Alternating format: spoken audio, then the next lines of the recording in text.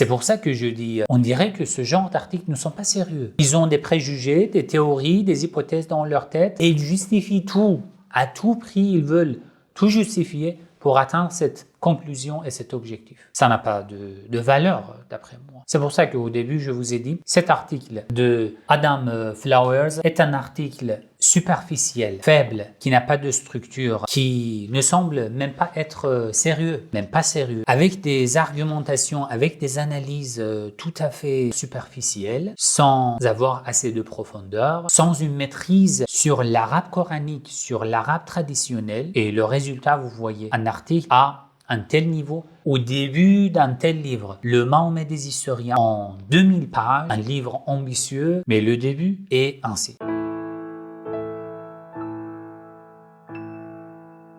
Bismillah ar-Rahman ar-Rahim. Avant de commencer, si ce genre de contenu vous intéresse, n'oubliez pas de liker, commenter, partager et si vous n'êtes pas encore abonné à ma chaîne, abonnez-vous et cliquez sur la cloche. Dans la première vidéo, le premier épisode, j'ai analysé l'introduction générale du livre Le Mahomet des historiens et j'ai créé une playlist particulière au nom de ce livre. Vous pouvez tout simplement chercher et trouver cette playlist sur ma chaîne YouTube Le Chiisme pour avoir accès à tous les épisodes que j'ai déjà publiés et les épisodes que je vais publier concernant l'analyse des articles de ce livre. Très bien. Le corpus coranique de Adam Flowers. Qu'est-ce qu'il veut faire dans cet article, le premier article de ce livre? Au début, son intention, c'est de nous présenter, c'est de nous parler et nous donner une vision historique du prophète Mohammed sallallahu alayhi wa sallam en se basant sur le Coran. Son idée, c'est quoi? Est-ce que en se basant sur le Coran, nous pouvons avoir des enseignements, des renseignements et des informations historiques sur Mohammed sallallahu alayhi wa sallam ou non? Et quelle vision nous devons avoir pour pouvoir tirer des informations du Coran? Il se passe sur deux approches, deux groupes. Premier groupe, les traditionnalistes. Deuxième groupe, les révisionnistes. Lorsqu'ils parlent de ceux qui pensent de manière traditionnelle, ils ne parlent pas du tout des musulmans, des savants traditionnalistes musulmans. Non, pas du tout. Ils parlent des occidentaux qui se basent sur la tradition. Quelle tradition? Les occidentaux qui pensent que le Coran, en tant que Coran actuel, peut être considéré comme référence pour avoir des renseignements et des informations concernant le début de l'islam. Lorsqu'ils parlent de la tradition, ils ne parlent pas des savants et des historiens musulmans. Ça, c'est le premier point. Au début, il dit, d'accord, si nous acceptons la vision des traditionnalistes occidentaux qui voient le Coran comme une source et une référence à étudier pour comprendre le début de l'islam, quelle vision historique de Mohammed nous devons avoir? Et si nous pensons comme les révisionnistes, comme Vansbroek, comme par exemple S. Powers et les autres, dans ce cas, quelle vision nous devons avoir? Ça, c'est la base de cet article. Finalement, l'auteur de cet article essaye de rester neutre, de dire que oui, si vous prenez l'approche des traditionnalistes, vous avez une telle image, et si vous prenez l'approche des révisionnistes, vous devez prendre une telle image, mais quand même, il faut être reconnaissant face aux révisionnistes parce qu'ils ont fait des innovations et ils ont poussé et encouragé même les traditionnalistes à avoir plus d'attention concernant l'analyse des premières traditions de l'islam. C'est la fin de cet article. Très bien. Au début, et commence à analyser le Coran d'après la méthode des traditionnalistes. Très bien, comme Noldeke, comme Richard Bell. Qu'est-ce qu'ils font? Eux, ils ont, surtout Noldeke, comme les occidentaux traditionnistes avant lui, il a essayé de donner une structure chronologique des sourates du Coran. Noldeke, dans son livre Histoire du Coran, a donné son avis concernant la date de la révélation des sourates du Coran. Il a pris en général ce que les savants musulmans disaient, ça veut dire les sourates du Coran sont en deux groupes, mécoises, médinoises, mais lui, il a essayé de développer. Il a dit les sourates mécoises sont en trois groupes. Mécoises au début de l'islam, mécoises médiane et mécoises finale. En trois étapes. Les mécoises pendant les toutes premières années de l'islam où le prophète Mohammed n'avait pas assez de partisans, assez de compagnons. Ensuite, la période médiane, on peut dire, finalement, la dernière période où le prophète Mohammed se trouvait à la Mecque avant l'émigration. Donc, la période où le prophète Mohammed a été considéré comme prophète, a eu la mission prophétique, jusqu'à l'émigration à Médine, d'après Noldeke, a été divisée en trois parties. Adam Flowers, l'auteur de cet article, se base sur cette structure, la structure de Noldeke. Pourquoi? Pour pouvoir analyser la vision et l'histoire du prophète Mohammed d'après le Coran. Une analyse bien chronologique et historique. La première question ici. Noldeke a donné cette structure. Mais quelles sont ses argumentations? Comment il est arrivé à cette conclusion qu'il faut catégoriser les versets du Coran de cette manière? Il a eu des références? Non. D'après son expérience, il est arrivé à ce point. Il a été convaincu qu'il faut catégoriser les versets du Coran ainsi. Sinon, l'opinion de Noldeke n'est pas une parole irréfutable. Par contre, il y a beaucoup de signes qui contredisent l'idée et la théorie de Noldeke. Je lis du fait que Adam Flowers, l'auteur de cet article, se base sur l'opinion de Noldeke et il analyse Mohammed historique d'après cette opinion, cette théorie. Je lis juste une partie des paroles de Richard Bell dans son livre Introduction du Coran en anglais. J'essaie de traduire. Richard Bell, il dit Noldeke distingue, comme le font les érudits musulmans, deux grandes périodes dans la composition du Coran, la mécoise et la médinoise. Mais à l'intérieur de la période mécoise, il distingue trois sous-périodes dans lesquelles les sourates sont regroupées. Celles de la première sont généralement très courtes. Alors, la première période de la période mécoise, quelles sont les sourates qui ont été révélées dans cette période et quelles sont leurs caractéristiques. Il dit, celles de la première période de la période mécoise sont généralement très courtes. Les versets sont très courts. Les versets y sont également courts. Les sourates et les versets sont courts. Et la langue y est rythmique et imagée. Des groupes de serments apparaissent souvent au début des passages de cette période.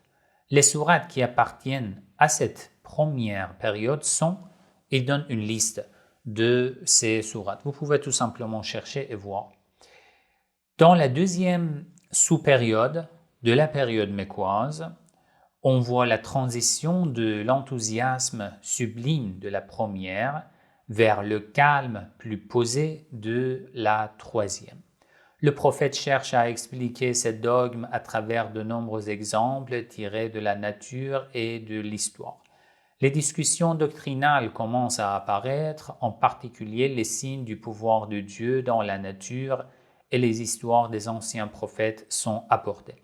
Ces récits sont désormais orientés pour avoir une portée liée aux expériences propres de Mohammed. De nouveaux modes d'expression apparaissent. Les sermons de la première période disparaissent peu. Les sourates deviennent plus longues et introduisent fréquemment des formules telles que ceci est la révélation de Dieu. Les passages commencent souvent par le mot qul, ça veut dire dit. L'usage de Ar-Rahman comme nom propre pour désigner Dieu appartient à cette période. Ensuite, il donne la liste des sourates qui appartiennent à cette période. Dans la troisième sous-période de la période mécoise, l'utilisation d'Ar-Rahman comme nom propre disparaît, mais les autres caractéristiques de la seconde période sont renforcées. Les récits prophétiques sont répétés presque à l'usure. Les sourates appartenant à cette période sont, et il donne une liste. C'est l'explication de Richard Bell, d'après ce qu'il a compris, des explications de Noldeke. Noldeke lui-même, dans son livre L'histoire du Coran, lui aussi il parle de ce sujet. Il dit la première sous-période des sourates mécoises, les versets sont courts, les versets sont rythmiques. Ici, nous voyons que le statut de Mohammed n'est pas encore devenu stable, solide. Il parle souvent de l'eschatologie, il parle souvent de la fin des temps, il parle souvent du châtiment divin, de l'au-delà. Dans la deuxième sous-période des sourates mécoises, ça devient un peu encore plus léger, ça veut dire les versets deviennent un peu plus longs, on parle moins souvent de l'eschatologie, du châtiment, et dans la troisième sous-période, c'est encore une préparation pour les sourates médinoises. C'est la théorie de Noldeke. Et je veux dire que Adam Flowers n'en a rajouté rien de plus dans cet article. Le corpus coranique, il n'a rajouté rien de nouveau à ce que Noldeke a dit il y a plusieurs années, à ce que Richard Bell a rajouté à Noldeke il y a encore plusieurs années, mais lui, il ne rajoute rien. Et cet article a été écrit dans quel but? Pour nous dire quoi exactement? Pour nous présenter les traditionnalistes et les révisionnistes, c'est tout? Une vision en général? Si c'était comme ça, on peut le considérer comme un reportage, pas un article académique et scientifique. Un reportage qui veut nous donner des informations en général pour que nous soyons au courant. Si je ne connais pas Noldeke, si je ne connais pas Richard Bell de ce côté-là, et de l'autre côté des révisionnistes, si je ne connais pas les révisionnistes comme Vansbroek, comme Powers et les autres, d'accord, cet article peut être profitable pour moi. Sinon, les analyses de cet article, non, sont très basiques et ils ne sont pas en fait à la hauteur d'un tel livre. Déjà, moi, je n'ai pas encore analysé les articles suivants. Si les articles suivants aussi sont dans le même niveau, alors c'est une catastrophe. Lui, Adam Flowers, prend l'idée du début de la construction de l'image du prophète dans le Coran. Il dit au début, dans la première sous-période mécoise, les versets du Coran n'utilise pas le terme An-Nabi pour le prophète Muhammad sallallahu alayhi wa sallam. Il n'utilise que Ar-Rasoul, l'envoyé ou messager. Lui, il prend la traduction messager. Moi, je dis l'envoyé. Dans une autre vidéo, j'en ai parlé. D'accord. Le messager ou l'envoyé Ar-Rasoul, ça veut dire quoi? Il dit Ar-Rasoul ne veut dire que avertisseur. C'est tout. Je suis quelqu'un comme vous et que je dois vous avertir. Rien de plus. Petit à petit, dans les sous-périodes suivantes, surtout dans l'époque médinoise, dans les sourates médinoises, le terme An-Nabi, prophète, a été attribué à Muhammad. Ça, un sujet fondamental dans son article. Le fait de penser que déjà prophète An-Nabi est un niveau supérieur à Ar-Rasoul, c'est un préjugé. Je vais vous montrer même dans les sourates qui appartiennent à la première sous-période mécoise, vous allez voir que Ar-Rasoul est un niveau supérieur. Tous les envoyés peuvent être, on peut dire, An-Nabi. Tous les envoyés sont prophètes, mais tous les prophètes ne sont pas envoyés, ne sont pas messagers. Ça veut dire que un Nabi peut être connecté à Allah, recevoir de la révélation, mais il n'a pas comme mission d'aller chez la communauté, d'en parler, etc. Non, c'est une personne, c'est de manière individuelle. Mais Ar-Rasoul a, en plus de cette révélation, une deuxième mission, c'est d'aller dans la communauté, d'être témoin à cette communauté, témoin, mémorisez ce terme, je vais vous expliquer, et de les guider. C'est ça Ar-Rasoul. Mais bon, Adam Flowers pense que c'est juste un simple avertisseur. Il parle de la sourate Al-Muzammil et de la sourate Al-Muddathir. Il commence par ces deux sourates. Il dit que dans ces deux sourates, le prophète a été présenté comme une personne, on peut dire, seule, isolée de la communauté, qui ne bouge pas, qui ne se déplace pas, qui ne fait pas d'effort pour faire la mission prophétique, pour la mission que Dieu lui a donnée. Il ne fait rien. Et c'est pour ça que ces deux sourates ont été révélées. Ces deux sourates, d'après lui et d'après Noldeke, d'après Richard Bell, appartiennent à la première sous-période mécoise. Pas de souci. Mais le fait de prendre Al-Muzammil et Al-Muddathir, Al-Muzammil, Al-Muddathir, ce qui a été couvert par un manteau ou par un tissu, on peut dire. Concernant Al-Muzammil et Al-Muddathir, il y a trois interprétations. Une interprétation dans laquelle ces deux titres ont été considérés comme un compliment pour Muhammad. Une deuxième interprétation dans laquelle ces deux termes sont neutres et ne montrent que l'amitié intime entre Allah et Muhammad. La troisième interprétation a considéré ces deux titres comme des titres négatifs, des titres qui veulent alerter Muhammad pour l'encourager à faire quelque chose. Et Adam Flowers, sans expliquer pourquoi, il prend cette interprétation. Pas de souci. On va continuer et je vais vous montrer ces deux sourates pour voir est-ce que Al-Muzammil et Al-Muddathir peuvent avoir un tel sens négatif ou non. Regardez mon écran. La sourate Al-Muzammil en 20 versets. La sourate Al-Muddathir en combien de versets? 56 versets. D'abord, Noldeke, Richard Bell et Adam Flowers, en suivant Noldeke, ils disent que Muzammil et Muddathir appartiennent à la première sous-période. Pourquoi?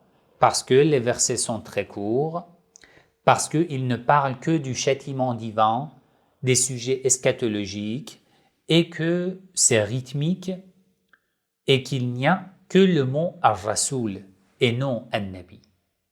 D'après ces règles, cette sourate appartient à la première sous-période des sourates mécoises.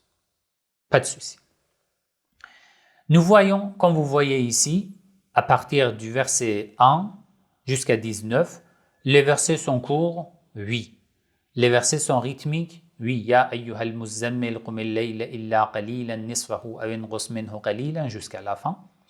Mais le verset 20, c'est le verset 20. Ce que j'ai mis en vert, c'est un verset court? Non. C'est tout à fait contre les règles de Noldeke, de Richard Bell et de ce que Adam Flowers a accepté.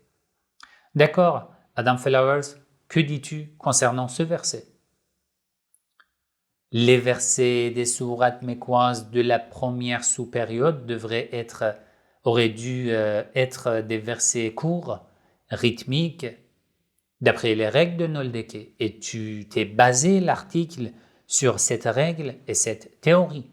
Mais que dis-tu sur le dernier verset?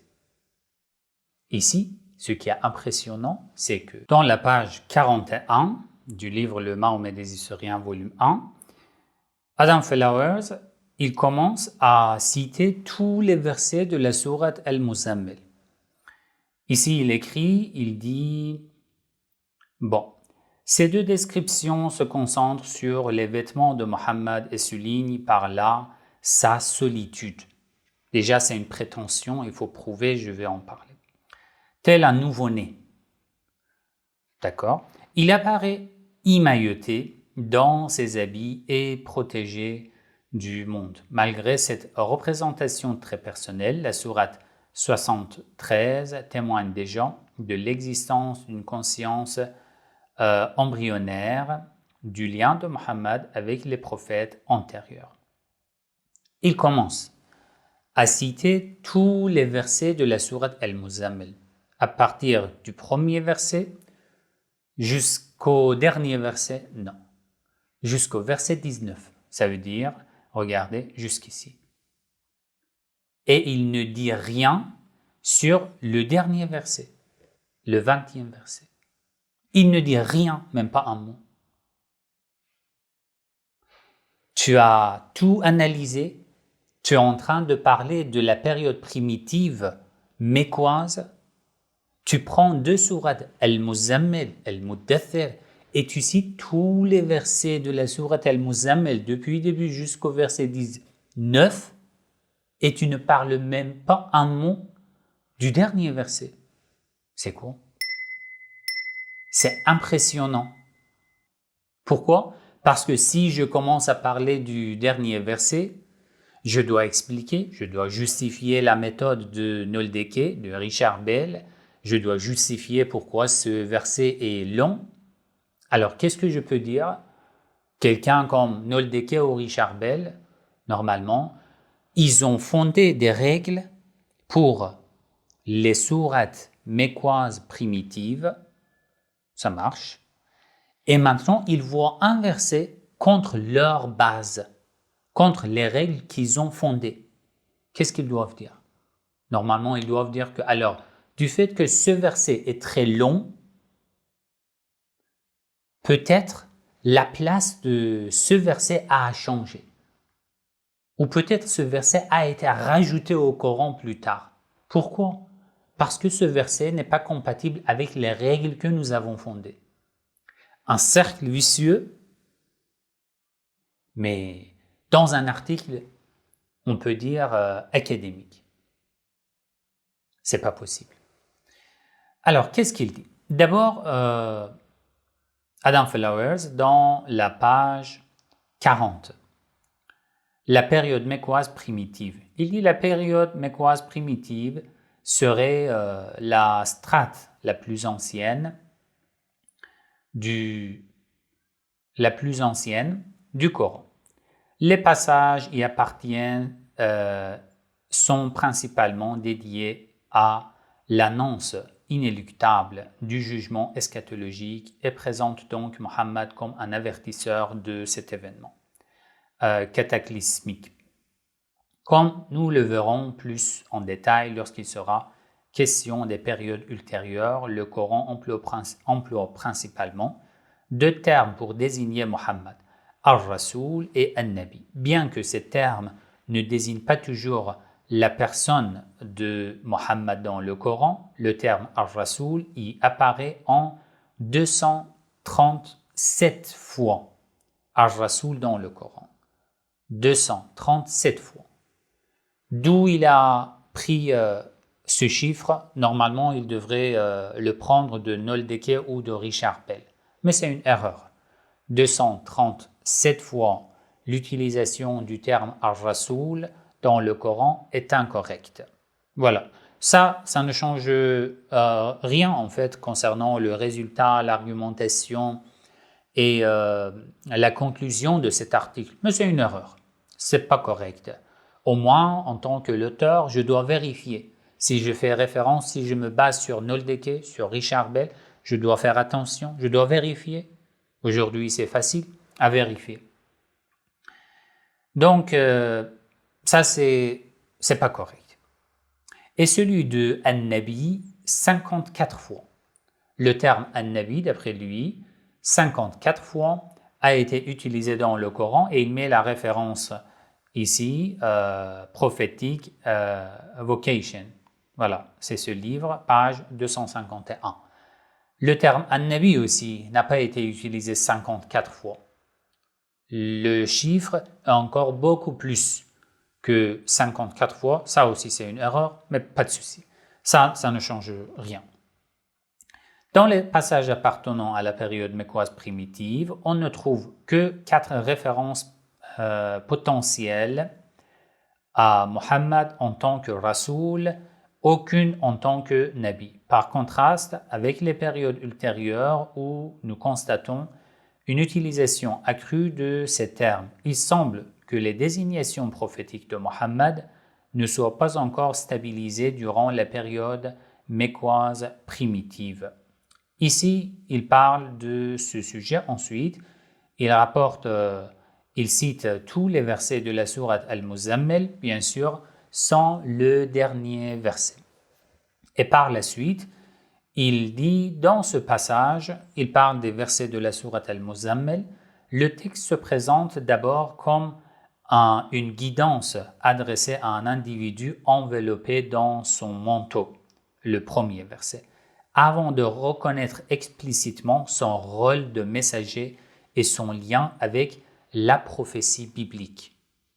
Ça, c'est ce qu'il prend du premier verset. Il commence à expliquer encore les versets suivants. Il dit, dans ce contexte, le rôle de Mohammed en tant que transmetteur du Coran est donc avant tout défini comme celui d'avertisseur du jugement eschatologique pour un peuple incrédule.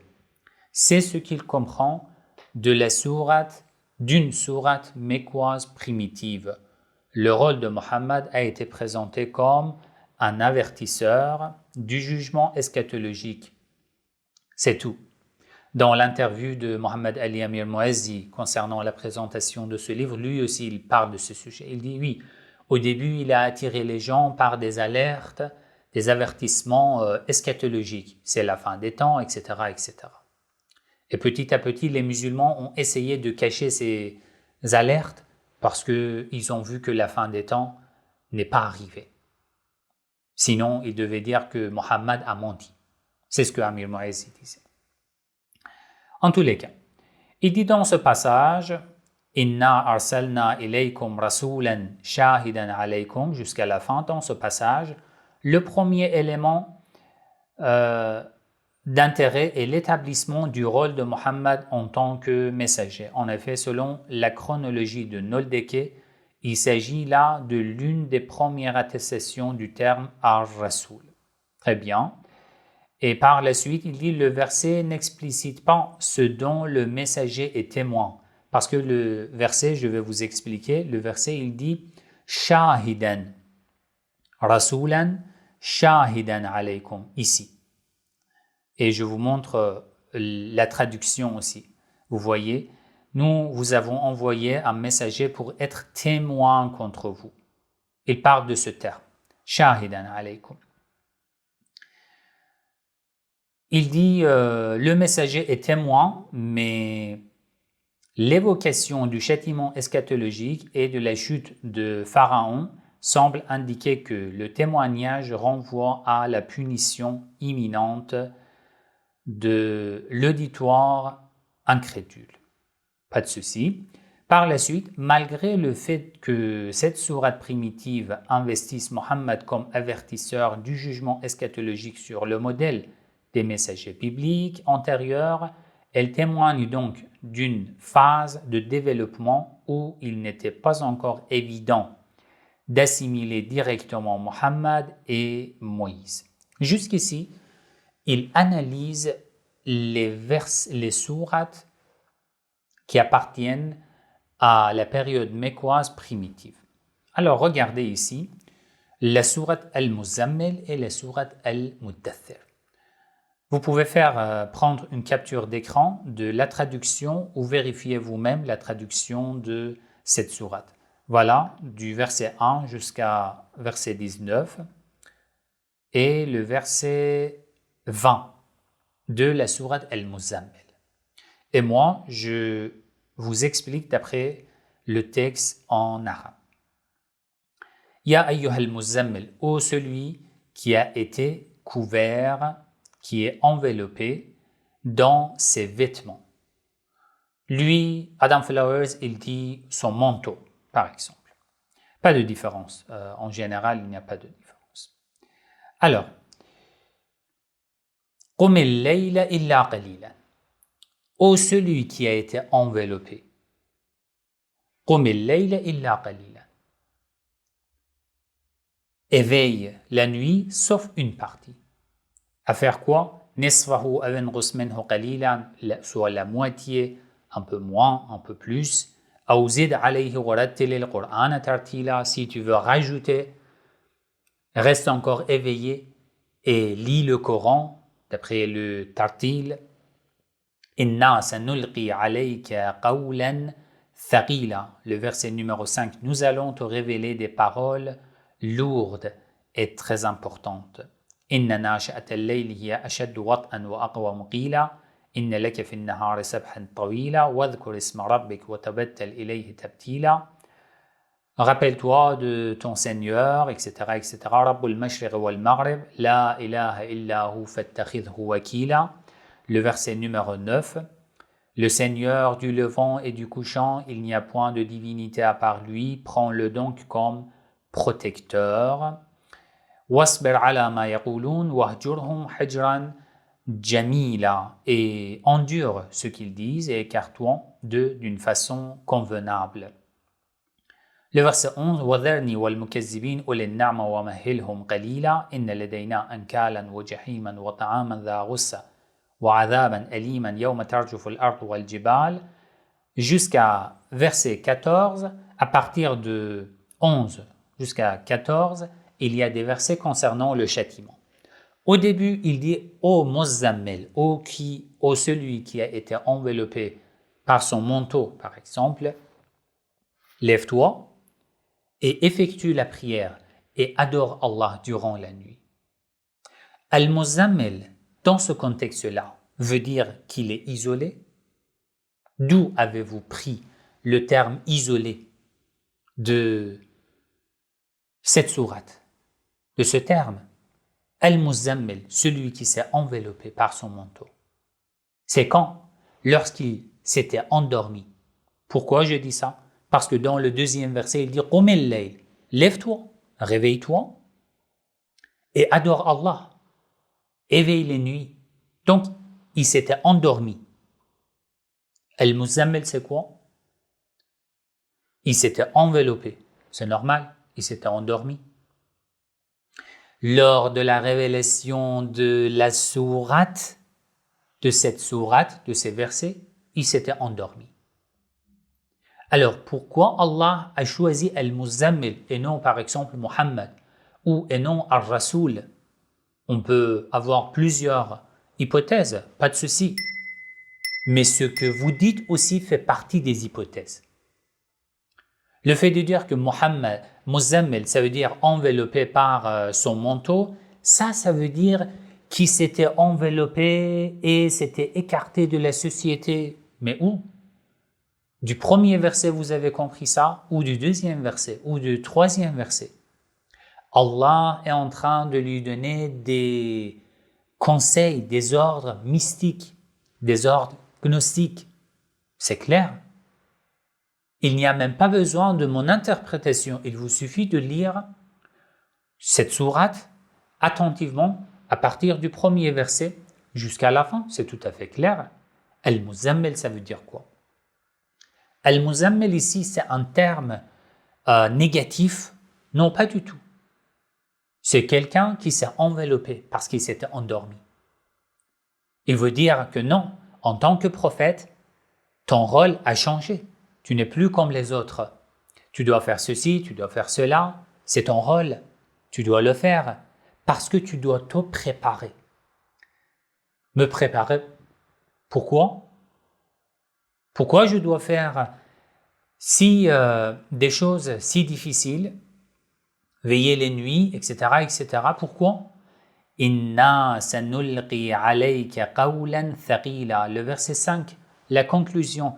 Nous t'avons donné cet ordre parce que nous allons te révéler des paroles lourdes, très importantes. D'après ce contenu, nous pouvons comprendre que cette sourate est bien une sourate mécoise. Les premiers temps de l'islam, pas de souci, le contenu nous témoigne clairement. Pas besoin de nous baser sur la structure ou la théorie de Noldeke ou de Richard Bell. Mais pourquoi tu dois éveiller? Parce que nous allons te révéler des paroles lourdes.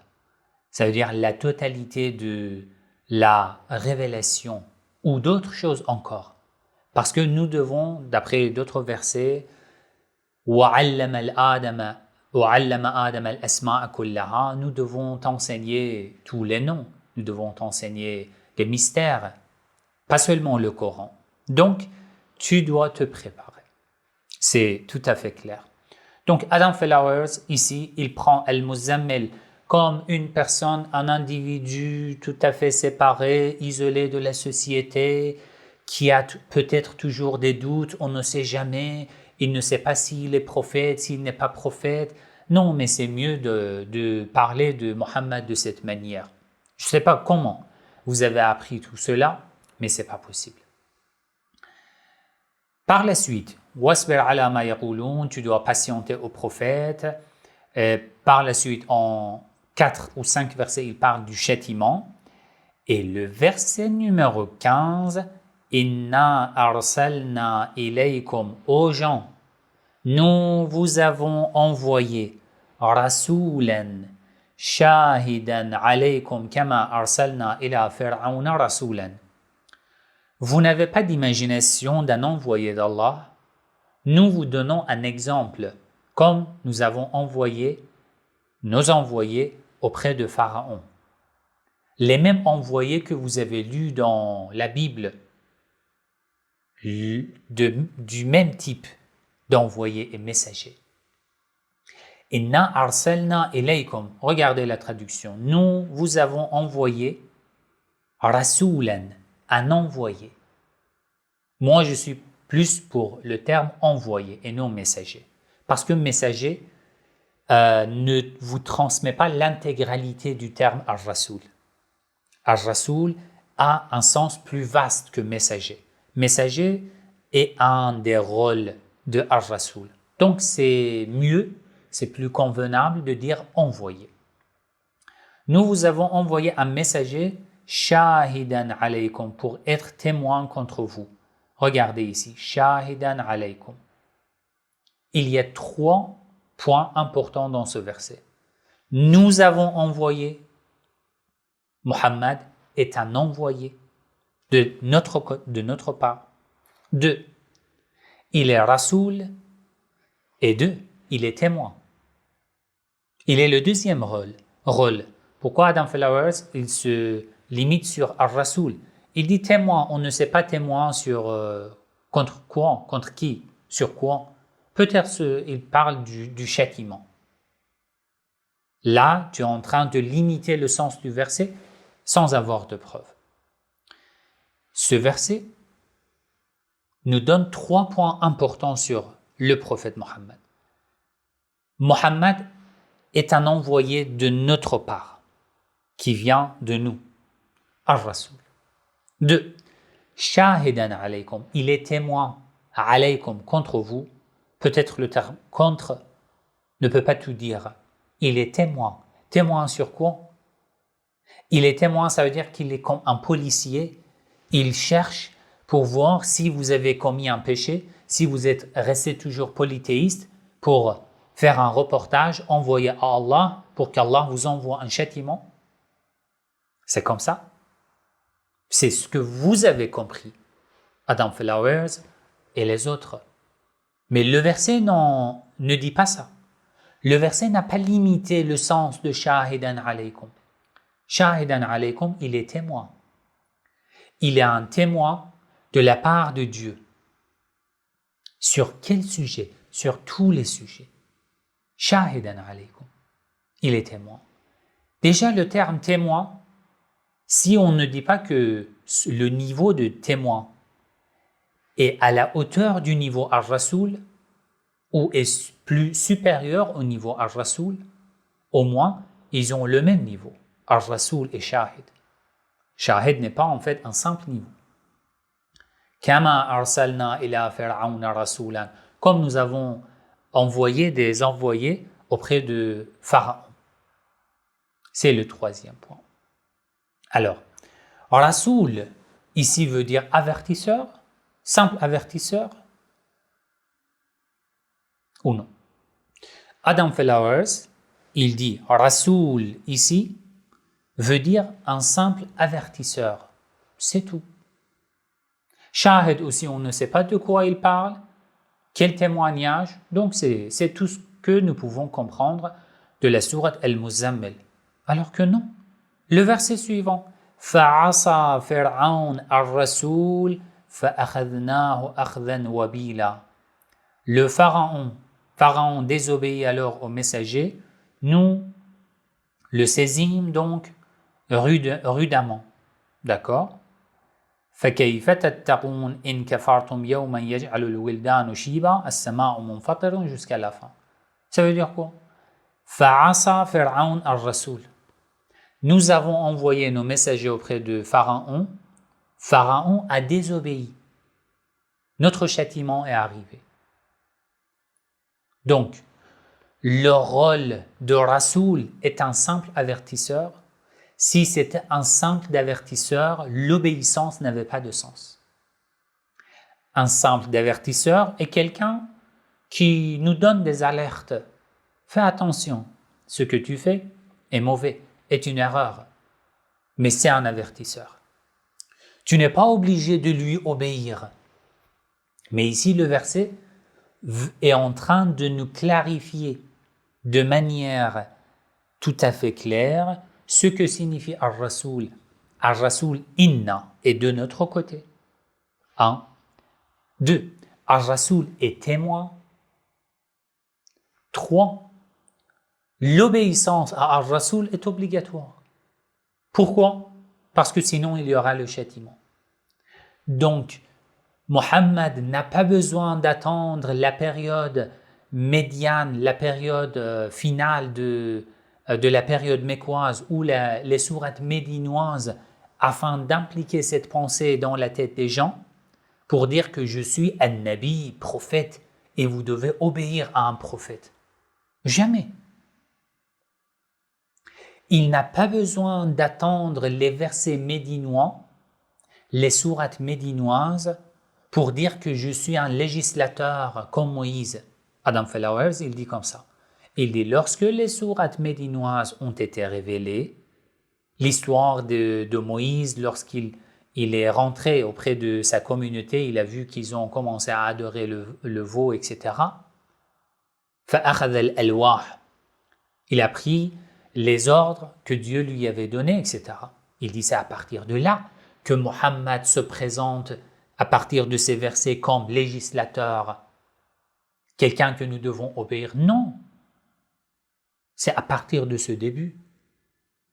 La sourate Al-Muzammil est tout à fait claire. Pourquoi chercher ça et là? Non, ici c'est tout à fait clair. Mohammed est de notre côté. Mohammed est Rasoul, envoyé de notre côté. Envoyé, ça veut dire quoi? Il a été envoyé juste pour avertir? Il dit non, pas un simple avertisseur. Shahidan, il est témoin. Shahidan, ça veut dire il est le point qui vous relie à moi, à votre Seigneur. Très bien. Et 4, Mohammed est un Rasoul. Faites attention, si vous lui désobéissez comme Pharaon a désobéi à mes messagers, vous aurez le châtiment. Ça veut dire quoi? Lorsque pour la désobéissance, il y a un châtiment, ça veut dire que l'obéissance est obligatoire. Vous cherchez où? Dans les sourates médinoises pour dire que oui, Mohammed dans les sourates médinoises était un législateur, son obéissance était obligatoire. C'est ici. C'est pour ça que je dis c'est un article superficiel. Il n'a rien de nouveau à dire. Il n'a même pas essayé à analyser les versets de manière claire. Il cite 19 versets. Et ce qu'il nous dit, oui, Mohammed est un avertisseur. Muzammil, ça veut dire qu'il était isolé. Shahidan alaykum, ça veut dire qu'il fait des reportages, des rapports. Peut-être le mieux, c'est de dire des rapports. Des rapports, il les envoie à Allah, Allah reçoit et leur envoie du châtiment. Mais c'est pas possible. Comme le premier article d'un tel livre, c'est terrible. Moi, je le trouve terrible. Alors, le verset 19, « Inna hadhihi tadhkira faman sha'a attakhadha ila rabbihi sabila » Mais le 20e verset que Adam Flowers n'a pas mentionné dans son livre, dans son article, c'est ça. « Inna rabbaka ya'lamu » D'abord, vous voyez la quantité des mots de ce verset. Ce n'est pas un verset court. Donc, ça contredit la règle de Noldeke de Richard Bell de Adam Flowers. C'est le premier point. Sauf s'ils disent que ce verset a été rajouté plus tard. Et ça, c'est un cercle vicieux. Pourquoi? Parce que vous n'avez pas de preuve. La seule preuve, c'est que ce verset est contre vos propres règles que vous avez fondées. Et c'est un cercle. Inna rabbaka ya'lam annaka taqumu adna min thuluthay al-layl wa nisfahu wa thuluthahu. Allah sait, regardez, ton Seigneur sait, certes, que tu te tiens debout moins de 2 tiers de la nuit, ou sa moitié, ou son tiers. Ensuite, wa ta'ifatun min alladhina ma'aka. Vous avez dit que Muzammil, ça veut dire isolé. Il n'a personne autour de lui. Muzammil isolé. Il ne fait rien. Wa ta'ifatun min alladhina ma'aka. Ça veut dire quoi? De même qu'une partie de ceux qui sont avec toi. Ta'ifatun. Pas une personne, 2 personnes, 3 personnes. Ta'ifatun. Un groupe. Si vous connaissez l'arabe ou juste une petite recherche. Ta'ifa, ça veut dire quoi? Un petit groupe. وَطَائِفَةٌ مِنَ الَّذِينَ مَعَكَ. Et ce verset aussi contredit l'interprétation de Adam Flowers, disant que Al-Muzammil, ça veut dire qu'il s'était isolé de la société. Alors c'est quoi? وَطَائِفَةٌ مِنَ الَّذِينَ مَعَكَ. وَاللَّهُ يُقَدِّرُ اللَّيْلَ وَالنَّهَارَ عَلِمَ أَن لَّن تُحْصُوهُ فَتَابَ عَلَيْكُمْ فَاقْرَؤُوا مَا تَيَسَّرَ مِنَ الْقُرْآنِ. فَاقْرَؤُوا مَا تَيَسَّرَ مِنَ الْقُرْآنِ. Ça veut dire quoi?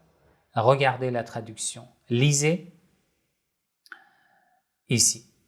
Récitez donc ce qui vous est possible du Coran. De quoi? D'une seule sourate. Allah a nommé une seule sourate le Coran. فَاقْرَؤُوا مَا تَيَسَّرَ مِنَ الْقُرْآنِ. Que veux-tu dire? فَاقْرَأُوا مَا تَيَسَّرَ مِنَ الْقُرْآنِ عَلِمَ أَنْ سَيَكُونُ مِنْكُمْ مَرْضَى وَآخَرُونَ يَضْرِبُونَ فِي الْأَرْضِ يَبْتَغُونَ مِنْ فَضْلِ اللَّهِ وَآخَرُونَ يُقَاتِلُونَ فِي سَبِيلِ اللَّهِ فَاقْرَأُوا مَا تَيَسَّرَ مِنْهُ. Encore, il dit récitez ce qui est possible pour vous du Coran.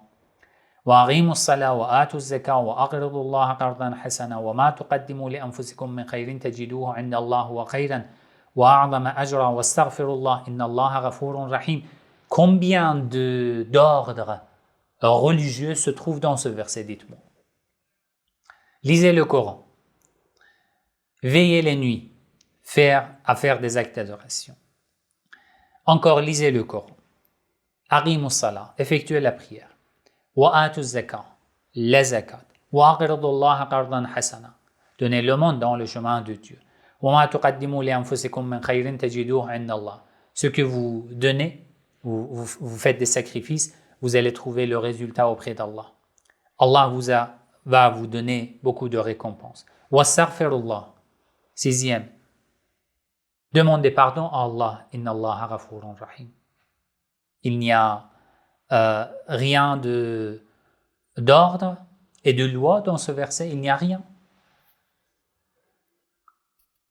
C'est impressionnant ce genre d'argumentation et c'est normal. Moi, je veux dire que c'est normal. Pourquoi? Parce que il dit, moi, si je ne veux pas prendre les révisionnistes, je dois prendre l'approche des traditionnalistes. Quels traditionnalistes? Les occidentaux. Et eux, ils se basent sur la tradition islamique. Ici, dans cet article, vous voyez quelque chose de traditionnel, des traditions, des narrations, rien. Rien. Ça aussi, je le trouve révisionniste. L'évolution qui s'est réalisée en vous, c'est de prendre le Coran et de l'accepter comme une source, pas comme un livre divin. Comme une source, c'est tout. Sinon, rien. Lui, Adam Flowers, dans ce livre, il donne juste une référence ou deux références aux sources islamiques. L'une à Tariq al-Tabari. Mais la référence qu'il fait à Tariq al-Tabari, l'histoire de al-Tabari aussi, n'est pas correcte. Je vais lire et je vais vous montrer. Très bien. Le dernier verset est tout à fait clair. La sourate al-Muddathir, regardez, Ya ayyuha al-Muddathir. Ici, je vous explique juste un point et par la suite, je vais continuer la suite de l'article. Ya ayyuha al-Muddathir. Ô toi, le revêtu d'un manteau. Ici encore, al-Muddathir. Qum fa'anzir. Ici, c'est différent. Tu ne peux pas dire que Ya ayyuha al-Muddathir est identique à Ya ayyuha al-Muzammil. Parce que lorsqu'il dit Ya ayyuha al-Muzammil, par la suite, il dit Qum al-layla illa qalila. Va, réveille-toi, fais des actes d'adoration. C'est un conseil, un ordre gnostique, mystique. Mais sur al-Muddathir, Ya ayyuha al-Muddathir, Qum fa'anzir. Lève-toi et alerte les gens. C'est différent. C'est l'étape suivante par rapport à la sourate al-Muzammil. Tu t'es préparé. Inna sanulqi alayka qawlan thaqila. Ici, la sourate al-Muzammil, le verset 5. Sanulqi alayka qawlan thaqila. Nous allons te révéler des paroles lourdes.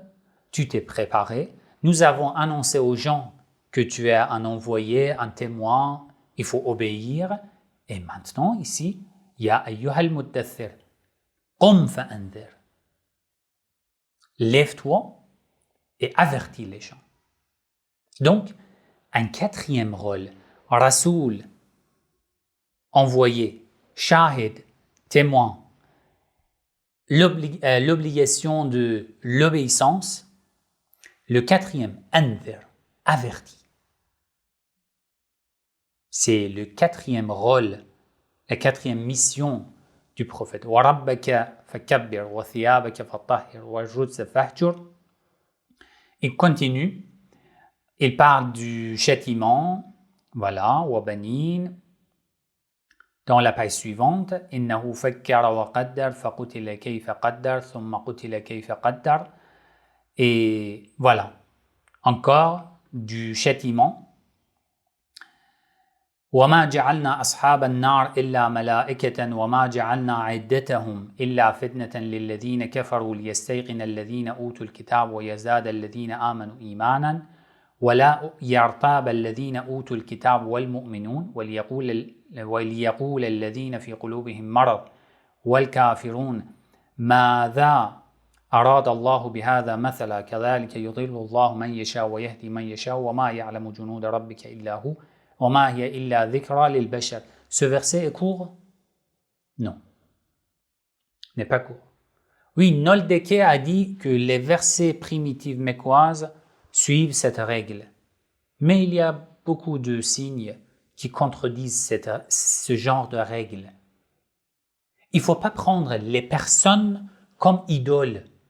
Peu importe, tu es occidentaux, tu es orientaliste ou tu es chercheur musulman. Ne prends pas les noms comme idoles. Dans les commentaires, une personne m'a écrit « Mais tu comprends la langue arabe mieux que Ibn Kathir ?» J'ai dit « Mais Ibn Kathir, son nom, ne donne pas la crédibilité à sa parole. Il faut voir son argumentation. Il est un être humain, je suis un être humain. Il peut faire des erreurs, je peux faire des erreurs. C'est tout. » C'est un verset long, encore contre la règle de Noldeke. Dans la page suivante, فما تنفعهم شفاعة الشافعين فما لهم عن التذكرة معرضين كأنهم حمر مستنفرة jusqu'à la fin. وما يذكرون إلا أن يشاء الله هو أهل التقوى وأهل المغفرة. Très bien. Lui aussi, il ne vérifie pas en fait ce genre de sujet. Al-Muddathir et Al-Muzammil, la même chose, le prophète est isolé. Alors que ces deux sont tout à fait différents. Dans une autre partie de son article, il parle de les périodes mécoises intermédiaires et tardives.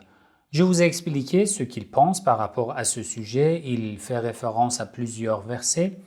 Et dans la page 46, il dit « Dans la période mécoise intermédiaire, Mohammed est donc encore plus nettement investi en tant qu'avertisseur de la punition eschatologique à venir. De plus, il n'apparaît plus sous les traits d'un messager solitaire, ce dont je vous ai parlé, comme c'était le cas dans la période mécoise primitive, la sourate Al-Muzammil et Al-Muddathir, comme il pense.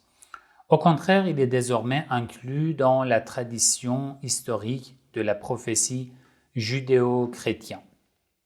Les représentations de Mohammed durant la période mécoise tardive poursuivent cette stratégie de mise en récit, tout en élargissant son rôle prophétique au-delà de celui de simple avertisseur. Comme je vous ai expliqué, Al-Muzammil d'après lui, ou Ar-Rasoul d'après lui. Ar-Rasoul, c'est un simple avertisseur, c'est fini. Bon, je l'ai critiqué, maintenant je passe. La page 50, il parle de ce passage. Au verset 154, une fois sa colère apaise, Moïse prit les tables dans l'inscription, desquelles se trouvaient guidance et miséricorde pour ceux qui craignent leur Seigneur. Ce passage de l'exhortation communautaire à l'examen des tables de la loi contenant le décalogue ou les 10 commandements illustre le fait que le Coran met désormais l'accent sur le statut de législateur du messager. Ça aussi, je vous ai expliqué, il fait référence à l'histoire de Moïse pour dire que oui, c'est dans cette période-là que Mohammed a été considéré comme législateur, etc., etc. Encore ici, dans la page 50, il dit « Dans cette période dédiée à Moïse, la fonction prophétique est donc étendue pour inclure l'avertissement du châtiment divin, l'exhortation communautaire et la législation. » Voilà. Et par la suite, il fait référence le verset 157. Il dit « Pour ceux qui suivent le messager, le prophète qui ne peut ni lire ni écrire, Rasoul al-Nabi al-Ummi. Concernant ce sujet aussi, j'ai déjà publié une vidéo. Al-Ummi ne veut pas dire celui qui ne sait pas lire, qui ne sait pas écrire. Al-Ummi a un autre sens.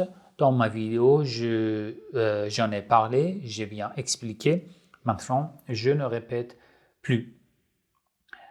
Par la suite, il dit, selon la définition le plus souvent retenue par la tradition islamique pour le terme ummi, ce qu'il dit concernant la personne qui ne sait ni lire ni écrire.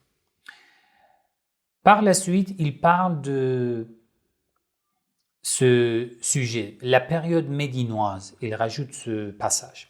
La période médinoise est censée contenir les conceptions les plus abouties du personnage de Mohammed et de sa mission prophétique. À cette période, Mohammed a si bien établi son rôle de prophète qu'il est souvent présenté aux côtés de Dieu et non plus comme lui, étant subordonné.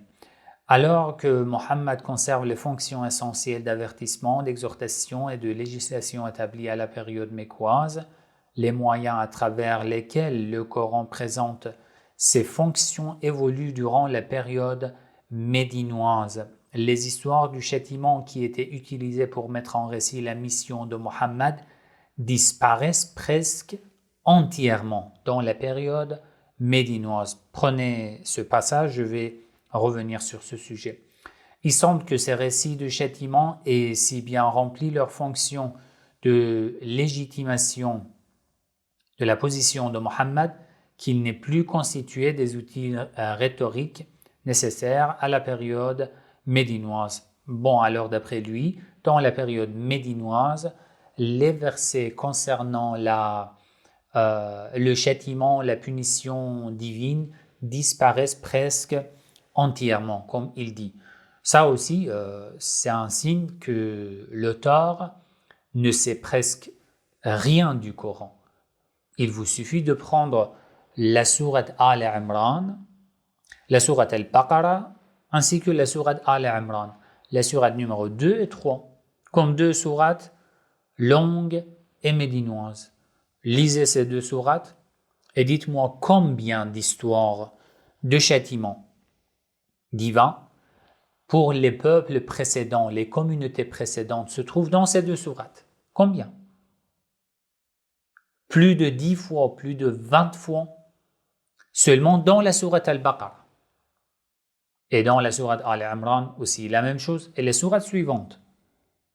Mais ce que vous dites, vous avez essayé de fonder quelque chose dans la période primitive mécoise, et maintenant, en négligeant la réalité, le corpus coranique, le titre de votre article est le corpus coranique, en négligeant le corpus coranique, en se basant sur ce que vous avez fondé dans la période primitive mécoise, sans analyser les versets médinois, vous dites que ce genre d'histoire disparaissent presque entièrement. Ça, c'est impressionnant et c'est étonnant. Dans la page 53, il dit « L'objet du discours a donc largement évolué. Il n'est plus question de récits concernant les prophètes antérieurs, etc. » Dans la page 54, il dit encore une fois,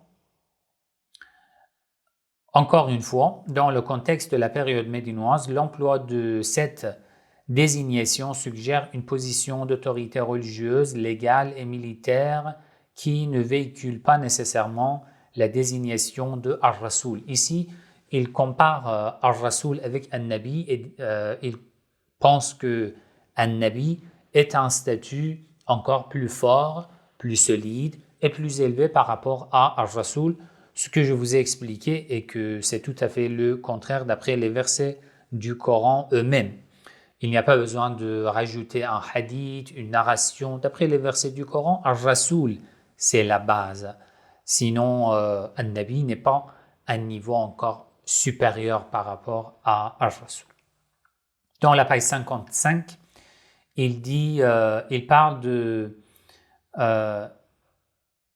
des sourates mécoises dans lesquelles il dit il n'y a pas de mention concernant l'obéissance au prophète. Une autre caractéristique centrale de la conception médinoise du statut prophétique de Mohammed est la mise en relation de son autorité avec celle de Dieu. Avant la période médinoise, il est rare que le Coran confonde l'autorité de Mohammed avec celle de Dieu. À cette époque avancée, cette confusion devait pourtant emblématique de l'élévation de son statut prophétique parmi de nombreux versets, et cite le verset 69 de la sourate 4.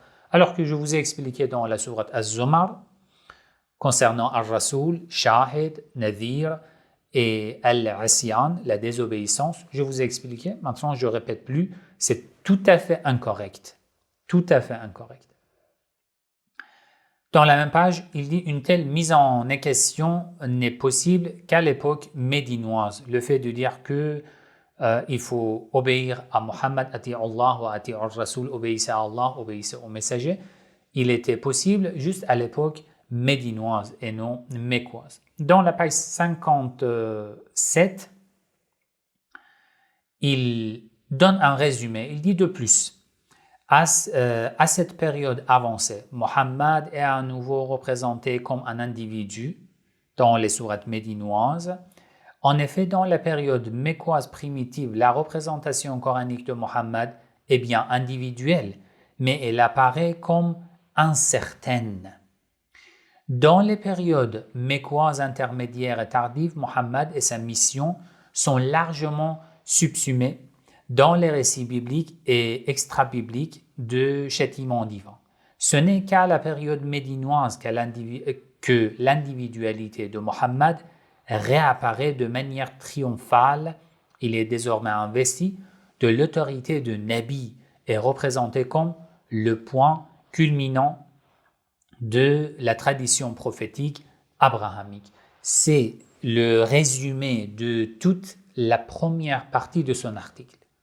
Et je l'ai critiqué, c'est à vous de juger, c'est à vous de vérifier est-ce que c'est bien correct ou non. Le premier dans les sourates médinoises, Mohammed n'est jamais une personne incertaine, isolée. L'obéissance à Mohammed a été fondée à partir de la première sourate et des premières sourates mécoises primitives révélées à Mohammed. Et bon, lui, il se base sur ce qu'il a compris et ce qu'il a pris des recherches des occidentaux, des orientalistes précédents, pas de souci. C'est ce que vous pensez. Dans la page 58, il dit ainsi, en suivant la chronologie Noldeke et Chouali, Mohammed apparaît comme un personnage dynamique qui se métamorphose au fil du temps, passant du statut d'avertisseur isolé à celui de prophète arabe dont l'autorité est quasiment égale à celle de Dieu. Ici, il y a un point très important. Il ne faut pas en fait tromper dans ce sujet. Imaginons que j'accepte la théorie de Noldeke de Adam Flowers, pas de souci, et que je commence à connaître Mohammed historique d'après le Coran, la chronologie coranique. Le fait que les premières sourates mécoises primitives parlent d'un sujet et que dans les sourates médinoises, le Coran en parle moins souvent, ça veut dire qu'il y a eu une évolution ou non? Bien sûr que non. Lorsque dans les sourates mécoises primitives, le Coran veut parler, il parle à qui? Il parle aux gens qui ne connaissent même pas qui est Rasoul. Il parle aux gens qui ne connaissent même pas qui est un envoyé de Dieu. C'est quoi la révélation? C'est quoi le monothéisme? Il est en train de leur transmettre les bases. Ceci ne veut pas dire que Mohammed, au début, ne pensait qu'à l'eschatologie. À la fin des temps, au fil du temps, il s'est évolué. Non, ce sont les messages de Dieu qui changent au fil du temps. Pourquoi? Parce que la compréhension de ton auditoire change. Parce que la compréhension de cette communauté change au fil du temps. Leur connaissance à l'égard de Mohammed, à l'égard de son message change. Le statut de Mohammed change. Sinon, les versets de la sourate Al-Muzzammil ont le même statut que les versets médinois. Il n'y a pas de différence. Le fait que tu prends la chronologie et que tu arrives au verset médinois ne veut pas dire que les versets mécoises, les sourates mécoises primitives sont finis. Leur date d'expiration est arrivée et qu'ils sont expirés. Non, c'est un ensemble. Même si vous avez essayé de prendre la méthode, on peut dire, chronologique et non synchronique, la méthode chronologique de commencer par la sourate la plus ancienne et de se terminer par les sourates les plus dernières. Pas de ceci. Mais le Coran entièrement se considère comme un livre, un ensemble, même dans la sourate Al-Muzammil, Al-Muddathir. وَرَتِّلِ الْقُرْآنَ تَرْتِيلًا. Lis le Coran entièrement. Ce sont les sourates mécoises primitives qui viennent l'une après l'autre pour construire un ensemble, un livre dont tous les versets ont le même rang à partir de maintenant, une fois la révélation finie. C'est un sujet très important à prendre en considération. Dans la page 59, nous avons la conclusion de la première partie. Ça veut dire, en conclusion, nous devons souligner que cette conception dynamique de la représentation de Mohammed dans le Coran dépend entièrement de la lecture diachronique que nous avons adoptée jusqu'ici. Ce n'est qu'en réorganisant les chapitres du Coran dans cet ordre chronologique, présumé de leur révélation, que l'on est à même de discerner l'évolution du statut de Mohammed depuis celui avertisseur jusqu'à celui prophète. Par contraste, la lecture synchronique du Coran, qui considère l'ensemble de son contenu comme un corpus complet et unique, montre plutôt Mohammed comme étant simultanément un avertisseur, un réticent et un prophète pleinement réalisé, bien que certains chercheurs contestent jusqu'à aujourd'hui la réorganisation chronologique du Coran, d'abord développée par les savants musulmans dans les premiers siècles de l'islam, puis affinée par les savants occidentaux traditionnalistes au moment du XXe siècle. Ce cadre d'interprétation semble être le seul qui permette de réconcilier les divers portraits de Mohammed qui contient le texte. Ça veut dire qu'il est tout à fait contre la vision synchronique, mais il ne donne pas assez d'argumentation concernant ce sujet. Et après, il dit que non, c'est juste en lisant le Coran d'après la vision chronologique qu'on peut découvrir Mohammed historique dans le Coran. Et par la suite, sa vision concernant, même avec une interprétation chronologique aussi, n'est pas correcte d'après ce que je vous ai expliqué. À partir de la page 60, il commence à parler des révisionnistes. Concernant les révisionnistes, je vais faire une vidéo complète pour analyser leurs propos. Jean Vansbroek, ici il parle de Vansbroek aussi, il parle de S. Powers, il parle de Michel Cook, il parle de Patricia Cohn, de ces 4 personnes, on peut dire des orientalistes très connus dans l'équipe des révisionnistes, et ils citent leurs avis par rapport à Mohammed dans l'histoire. D'abord, les révisionnistes ont un point commun. D'après eux, les sources islamiques n'ont pas de valeur, parce qu'il y a des contradictions, les mêmes points mentionnés d'après Amir Mouazi dans l'introduction générale. Ce qui veut dire que Amir Mouazi est tout à fait révisionniste, même plus exagéré que Vansbroek.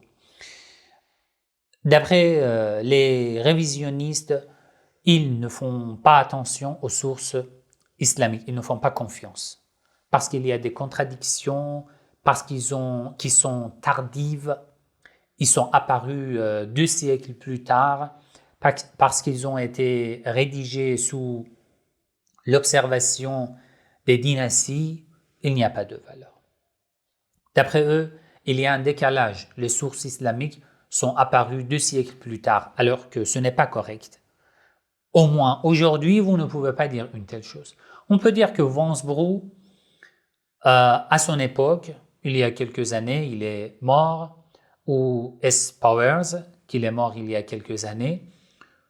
À leurs époques, lorsqu'ils ont écrit leurs livres, ils n'ont pas eu accès à ces manuscrits des 2 premiers siècles.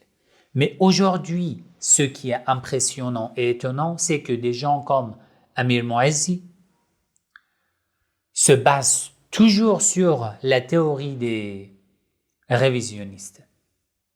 Ça veut dire que ça donne un mauvais sentiment. Peut-être quelqu'un comme Amir Mu'izzi s'est habitué à ce genre de réflexion, à penser toujours comme des révisionnistes, et aujourd'hui que plusieurs manuscrits appartenant aux 2 premiers siècles de l'Hégire ont été découverts, il n'arrive plus à changer d'avis.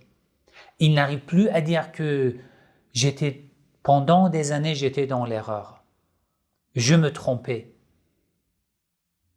Je pensais toujours que les sources historiques ou les sources islamiques sont apparues 2 siècles plus tard. Aujourd'hui, tu ne peux plus dire une telle chose. Les manuscrits ont été analysés, ont été approuvés. Les manuscrits coraniques ainsi que les sources historiques musulmanes appartenant aux 2 premiers siècles de l'islam.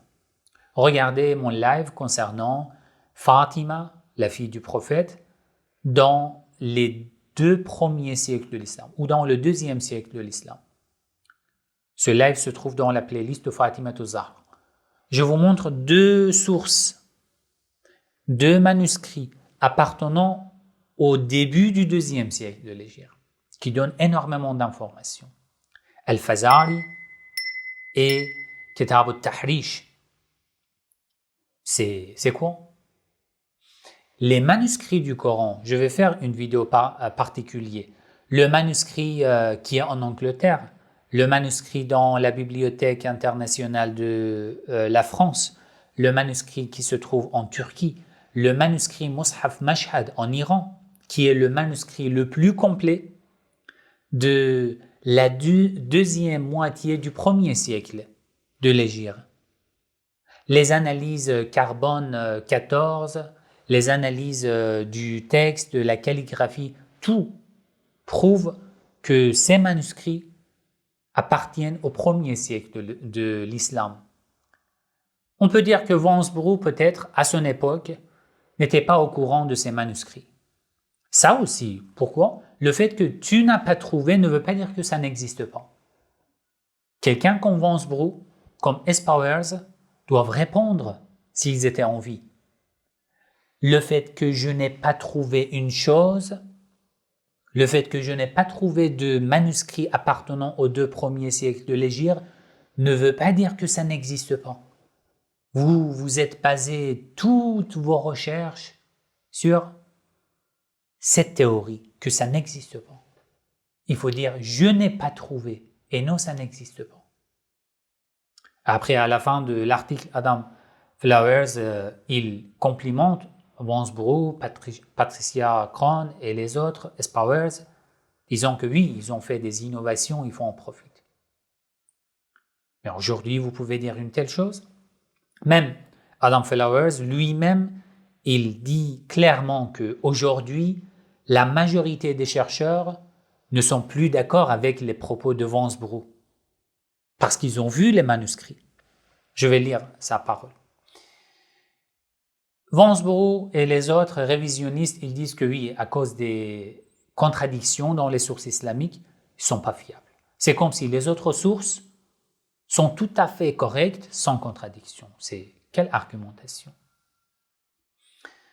Ils disent que ces sources sont sous l'influence de la politique, de la théologie, exactement ce qu'Amir Mu'izzi a dit dans l'introduction générale.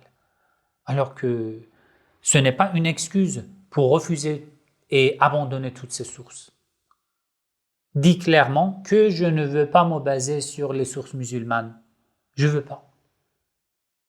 Dit clairement que je n'ai pas d'argumentation scientifique. Juste, je ne veux pas. Je n'ai pas envie de faire confiance aux musulmans. C'est tout. Il faut être sincère dans une recherche. Ils disent, alors, nous avons refusé, abandonné toutes les sources musulmanes. Qu'est-ce qu'on fait? Il faut chercher d'autres sources, comme Amir Mu'azzi.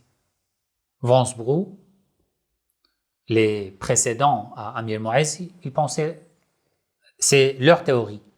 Et Amir Mu'azzi n'en rajoute rien de nouveau. Il disait quoi? Alors, il faut remplacer les sources islamiques par d'autres sources. Qu'est-ce qu'on fait? Une idée, c'est d'aller chercher les sources non arabes. Dans le premier épisode, j'ai expliqué. D'accord, les sources non arabes. Les sources non arabes, qu'est-ce qui garantit que les sources non arabes ne soient pas rédigées sous l'influence, l'impact de la théologie, de la politique, des dynasties? Et qu'est-ce qui prouve qu'ils ont eu des informations correctes avec des intermédiaires, des narrateurs bien dignes de confiance? Rien. Peut-être ils n'ont reçu que des informations qui leur convenaient. Et ils n'ont rapporté que ce qui leur convenait, c'est tout. D'aller chercher les sources non arabes ne garantit pas. C'est une solution tellement superficielle, mais je ne sais pas comment vous pensez, comment vous réfléchissez. Wansbrough, il est arrivé à un tel point où il disait que même le Coran a été compilé en Syrie et non dans la péninsule arabique. Et aujourd'hui, ce genre de paroles sont marrantes en fait. Dans le monde actuel, avec tellement de manuscrits qui appartiennent au premier siècle de l'islam, avec l'écriture al-Hijazi, l'écriture particulière de Hijaz, de la péninsule arabique, ce genre de paroles de Wansbrough n'ont plus de crédibilité. Aucune crédibilité. Et ce qui m'étonne, c'est qu'il y a toujours des gens qui viennent, même dans les commentaires, ils disent que oui, le Coran a été rédigé, mais il faut mettre à jour ces informations, ces lectures et tout. Wansbrough dit le Coran était un ensemble de paroles attribuées à Mohammed. Après, au fil du temps, ils ont recueilli, ils ont compilé sous un livre qui a été appelé le Coran. C'est tout. Dans la page 63, ici, Adam Flowers, il fait référence à At-Tabari. D'abord, il dit voici l'argument principal. Il parle de les Quranic Studies de Jean Wansbrough. Il dit voici l'argument principal de cette étude. Le matériau qui compose désormais le Coran aurait d'abord existé sous la forme de logia, de différentes paroles dispersées prophétiques, de paroles et des récits attribués à Mohammed qui circulaient au sein de la communauté musulmane naissante. Déjà, concernant ce sujet, on peut dire beaucoup de choses. La différence entre la parole, même les paroles du prophète et le Coran, est tellement évidente que il n'y a même pas besoin d'en parler, de critiquer. Mais quand même, déjà la base de la théorie de quelqu'un comme Wansbrough, comme S. Powers, ont été détruites avec la découverte de ce genre de manuscrits. Donc, c'est la perte du temps d'en parler. Adam Flowers essaye de dire que oui, les musulmans aussi pensaient à la même chose. Les musulmans pensaient que oui, le Coran était l'ensemble des paroles du prophète, attribuées au prophète, qui ont été compilées à l'époque de Abu Bakr. Du fait que les manuscrits prouvent que même au premier siècle de l'islam, le Coran était déjà compilé, que même le manuscrit qui se trouve en Angleterre nous donne une estimation, Carbone 14 nous donne une estimation, 10 ans avant la prophétie du prophète jusqu'à 30 ans après sa prophétie. Ce qui veut dire que ce manuscrit a été écrit obligatoirement à l'époque du prophète lorsqu'il était en vie. Adam Flowers, il dit, en effet, le célèbre historien At-Tabari rapporte que la première compilation du Coran réalisée sous le califat de Abu Bakr visait à collecter tout ce dont les premiers musulmans se souvenaient des prêches de Mohammed. Déjà, une telle parole n'existe pas dans le livre de At-Tabari, mais soit la traduction a changé, soit vous n'avez pas bien compris. Les paroles de Mohammed sont une chose, la révélation c'est une chose. Si vous maîtrisez la langue arabe, vous comprenez parfaitement la différence entre le Coran, la littérature coranique et les paroles de Mohammed. C'est indiscutable, c'est tellement clair, c'est tellement évident. Si quelqu'un comprend de cette manière comme Adam Flowers, ça veut dire que soit il ne maîtrise pas la langue arabe, ou il ne maîtrise pas la sunna, ou l'arabe coranique. C'est tellement clair. Qui a dit une telle parole? Déjà, concernant la compilation du Coran, il y a des traductions, des narrations contradictoires à l'époque d'Abu Bakr, de Omar, de Othman, à l'époque du prophète. À l'époque du prophète, il y a énormément de narrations qui prouvent que la compilation a été réalisée à l'époque du prophète. J'ai déjà fait une vidéo par rapport à ce sujet, je ne veux pas répéter. Mais vous, comment vous reformulez cette parole? De cette manière. Les paroles qui se souvenaient du prophète. Mais non, les paroles qui se souvenaient du prophète étaient une autre chose, c'était la sunna, la tradition. Voilà. Wansbrough, il dit que le Coran est le résultat de la compilation d'un livre à partir des textes accumulés pendant 2 siècles. Il disait que quelques-unes des paroles du prophète de Mohammed ont été considérées comme Coran, d'autres ont été considérées comme hadith. Ici dans la page 63, 64 ou 65. Voilà. C'est ce qu'il dit. Et ça aussi, c'est tellement superficiel une telle parole.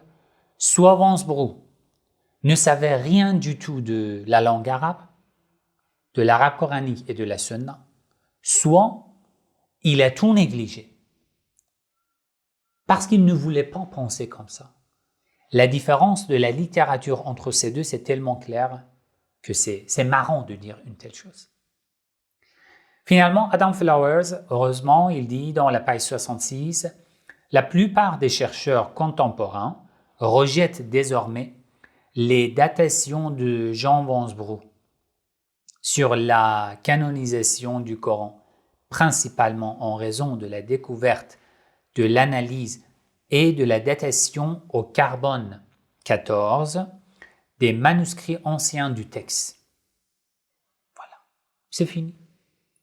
Mais il rajoute, non, il faut en profiter parce qu'ils ont fait des innovations, etc., etc. Pas de souci, allez profiter. Finalement, Adam Flowers, il se concentre sur l'ouvrage de David S. Powers. Muhammad is not of the father of any of your men. Muhammad n'est pas le père d'un de vos hommes. C'est un verset du Coran. Qu'est-ce qu'il dit lui? Il voulait reformuler et réformer les théories de Wansbrough. Et il a fait quoi? Déjà, ce livre, si je ne me trompe pas, ce livre a été imprimé en l'an 2009. En l'an 2009.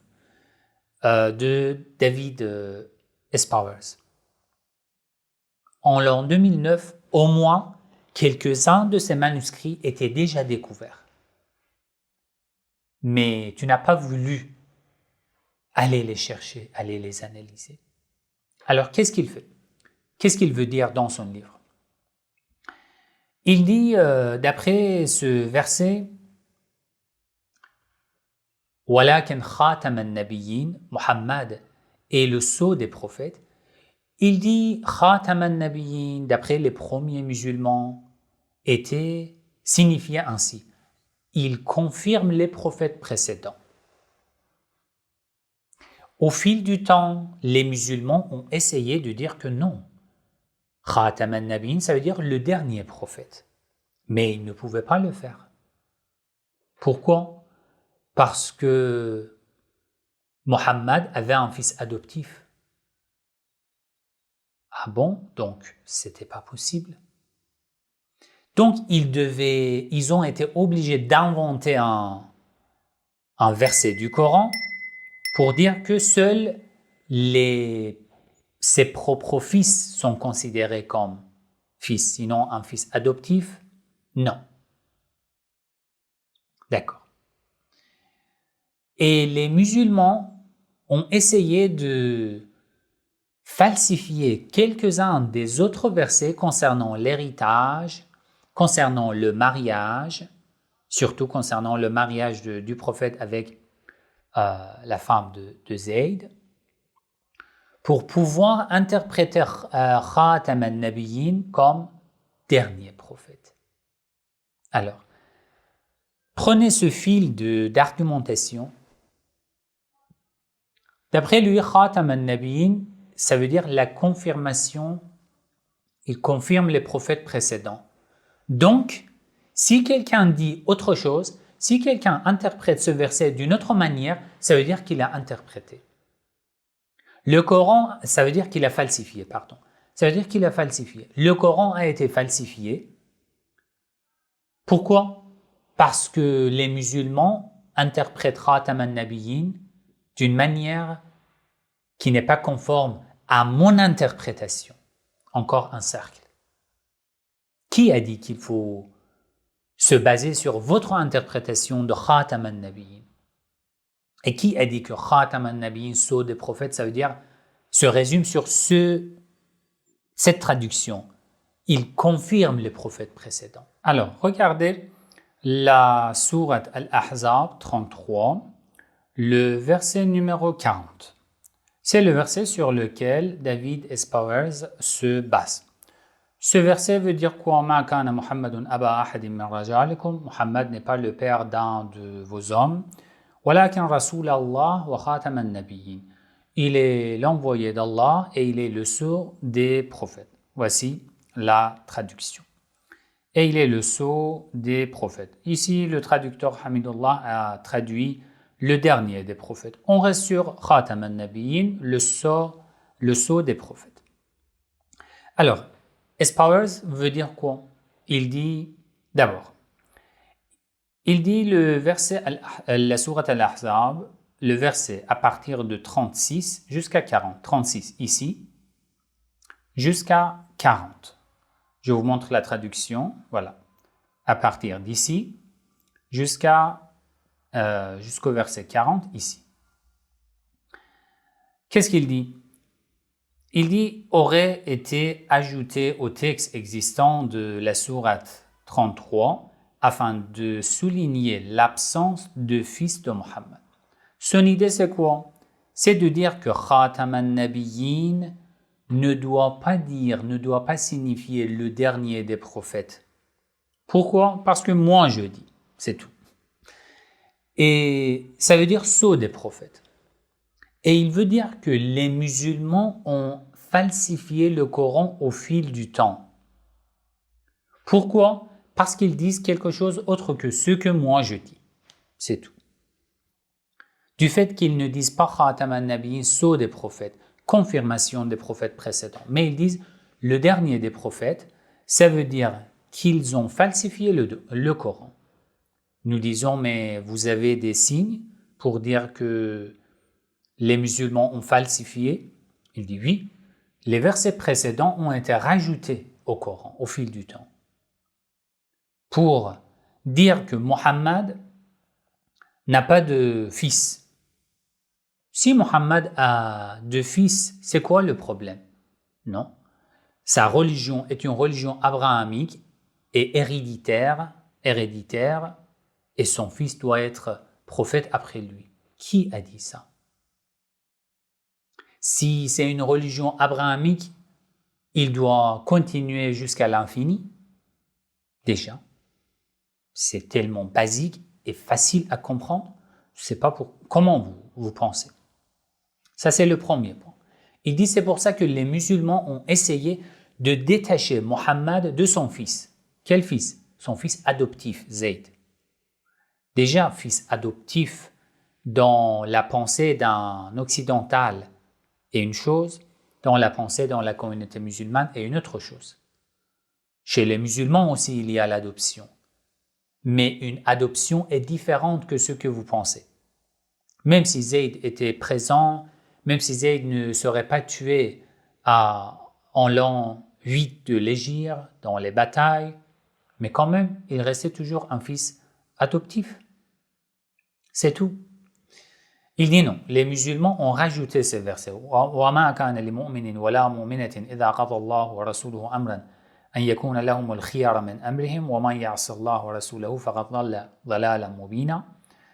Il faut suivre le prophète, etc. وَإِذْ تَقُولُ لِلَّذِي أَنْعَمَ اللَّهُ عَلَيْهِ وَأَنْعَمْتَ عَلَيْهِ أَمْسِكْ عَلَيْكَ زَوْجَكَ وَاتَّقِ اللَّهَ وَتُخْفِي فِي نَفْسِكَ jusqu'à la fin. فَلَمَّا قَضَى زَيْدٌ مِنْهَا وَطَرًا زَوَّجْنَاكَهَا لكي لا يكون على المؤمنين حرج في أزواج أدعيائهم إذا قضوا منهن وطرا وكان أمر الله مفعولا. Concernant le mariage du prophète avec la femme de Zayd après sa mort, bien sûr. وكان أمر الله مفعولا وما كان على النبي من حرج فيما فرض الله له الذين يبلغون رسالات الله. Et finalement, le verset 40. Il dit tous ces versets précédents concernant le mariage du prophète ont été inventés par les musulmans. Pourquoi? Parce que moi, je dis que Khatam al-Nabiyyin ne peut pas signifier le dernier des prophètes. C'est tout. Je n'ai pas d'autre signe. C'est la première étape, d'après Adam Flowers. Il dit, Espowers, dans la deuxième étape, étant donné que l'affirmation de ce verset, du verset 40, selon laquelle Mohammed n'est le père d'aucun homme parmi vous, contredisait le verset 6 de la même sourate. Donc, je reviens sur le verset 6, ici, An-Nabiyyu awla bil mu'minina min anfusihim wa azwajuhu ummahatuhum. Les épouses du prophète sont les mères des croyants. Selon Espowers, incluait à l'origine la phrase « il est leur père ». Il dit, Espowers, il dit ici, le verset nous dit dans le verset 6, les épouses du prophète sont les mères des croyants. Donc, le prophète est leur père. Il dit ce passage a été supprimé de ce verset. Pourquoi? Parce que moi, je pense comme ça. C'est tout. Il n'y a pas d'autre preuve. Déjà, il ne dit pas que « wa azwajuhu ummahatuhum », ça veut dire quoi? Les épouses du prophète sont considérées comme les mères des croyants, ça veut dire leur propre mère? Non, ça veut dire que le mariage avec eux n'est plus autorisé. Ça veut dire qu'il mérite un respect. Mais lui, du fait qu'il voit que ce verset n'est pas compatible avec le verset sur lequel il s'est basé, alors, normalement, d'après sa logique, ici, un passage a été supprimé. Moi, je dirais, même si je suis d'accord avec vous et que je dis que oui, ici, un passage a été supprimé. Si ce passage se trouvait même dans ce verset, que le prophète est votre père, ça prouvait quoi exactement? Rien. Rien du tout. Ça ne changeait rien dans la conclusion, dans l'argumentation que vous avez abordée concernant le verset numéro 40. Très bien. L'étape suivante, enfin, puisque le verset 37 permet à Mohammed d'épouser l'ex-femme de son fils adoptif Zayd, le verset 23, qui selon Espowers interdisait à l'origine le mariage avec vos belles-filles, a été 23 de la sourate 4, a été modifié dans le but de préciser que seul le mariage avec les femmes de vos fils, qui sont de votre propre chair jusqu'à la fin. Très bien. Alors, lui, il a eu une idée, une théorie. C'était quoi? Le Coran a été compilé au fil du temps. Les musulmans ont rajouté des choses, ont falsifié le Coran. Pourquoi? Le verset de la sourate Al-Ahzab, ce verset-là, le verset numéro 40, ici. Khatam al-Nabiyyin, les musulmans ont changé la signification de ce verset. Ils ont essayé de supprimer l'histoire de Zayd, que le prophète a un fils adoptif, ceci et cela. C'est fini. Mais il ne fait pas attention juste au premier verset de la même sourate, la sourate Al-Ahzab, le verset 4. ما جعل الله لرجل من قلبين في جوفه وما جعل أزواجكم اللائي تظاهرون منهم أمهاتكم وما جعل أدعياءكم أبناءكم. Le verset 4. Il n'a point fait de vos enfants adoptifs vos propres enfants, afin de justifier une théorie, une hypothèse qui se trouve dans sa tête. Il veut dire que tout le Coran a été falsifié pour dire que moi j'ai raison. Nous rencontrons ce genre de révisionnistes qui n'ont pas honte de nous donner, de produire ce genre de recherche tellement superficielle et tellement marrante. Mais bon, il faut essayer de répondre calmement. Finalement, il affirme que le texte coranique aurait subi des changements drastiques dans les décennies qui ont suivi la mort de Mohammed. Ni Espowers, ni Jean Vansbro, Patricia Cron et les autres, maintenant, à cette époque, ni Amir Muazzi, à cette époque, ils n'ont plus le droit de dire que le Coran n'existait pas au premier siècle de l'islam. Je suis au courant, Mohammed Ali Amir Muazzi a bien été au courant du manuscrit Mushaf Mashhad, un des manuscrits qui appartient à la deuxième moitié du premier siècle. Et c'est le manuscrit le plus complet. Mais ils veulent toujours rester sur les dogmes que Vansbro et les précédents ont basés dans l'école des révisionnistes. Ils ne veulent plus, ou peut-être ils ne peuvent plus changer d'avis. Mais ceci ne nous oblige pas de suivre aveuglément ce genre de révisionnistes qui ne maîtrisent même pas l'arabe coranique, qui ne maîtrisent même pas la sunna ou la tradition. Très bien. Finalement, Adam Flowers, il dit mais quand même c'est bien leur innovation, les révisionnistes, on peut en profiter, etc., etc. Et finalement, il dit quoi qu'il en soit, le Coran reste la seule source historique substantielle qui remonte très probablement à l'époque de Mohammed. Même lui, il dit très probablement. Très probablement, ça veut dire quoi aujourd'hui?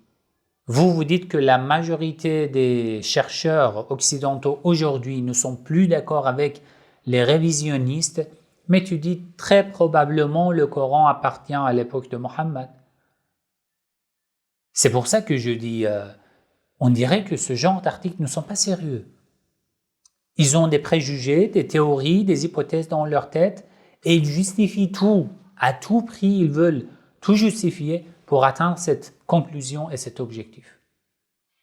Ça n'a pas de valeur, d'après moi. C'est pour ça qu'au début, je vous ai dit, cet article de Adam Flowers est un article superficiel, faible, qui n'a pas de structure, qui ne semble même pas être sérieux, même pas sérieux, avec des argumentations, avec des analyses tout à fait, on peut dire, superficielles, sans avoir assez de profondeur, sans une maîtrise sur l'arabe coranique, sur l'arabe traditionnel.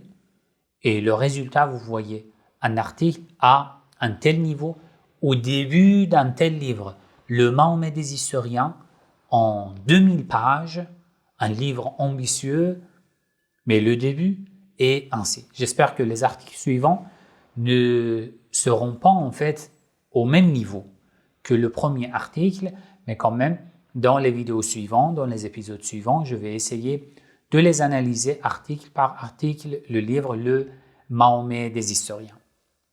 Écrivez dans les commentaires ce que vous pensez concernant les traditionnalistes, concernant les révisionnistes, ce que vous avez déjà lu, votre expérience, vos études, vos lectures, partagez dans les commentaires. Je vais lire, je vais en profiter et je vais vous répondre, Inch'Allah. Wassalamu alaikum wa rahmatullahi wa barakatuh.